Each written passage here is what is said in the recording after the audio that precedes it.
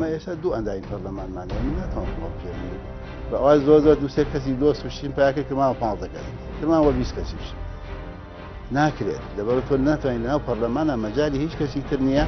ڕەنگە تا دوو دەورەی تریش هەر یەکێتی نیشتمانی پارتی دیموکراتی کوردستان ئەکسەرێت من لەناو پەرلەمانە باوەڕ دەمگوێت بڵاو بووانێک کە محەممەدی حاجی محموود بەنیازی خۆ کاندیدکردنە بۆ سەرۆکایەتی هەرێمی کوردستان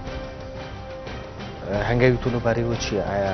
بەنیازی ئەوە هەیت خۆت بۆ سەرۆکی هەرێمی کوردستان کاندیدکرێت؟ ئایا سەرۆکی هەرێم لەو پەرلەماندا هەڵەبژێرێ کەسی تر دەتوانێت خۆی هەڵبژێرێ غەیری ئەو دوو حیزب زیاتر باوەڕم نییە من لەوە ناکەم کەم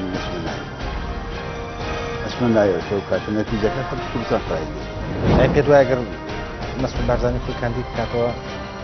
لە ئۆپۆزیسیۆنیش لە بەرامبەر کاندیدی هەبێ یەکێتیش تەنها بەوە با کاندیدی هەبێت ئەمە گێڕاتی ڕێگەی لێگرت شکاتی لە ئەمریکەکان لای ئەمریکەکان شکاتی کرد لە ئەمریکەکان تەبلیغی نژنێم خۆزیان کرد ناوێت پێتە ڕێکخراندۆمەوە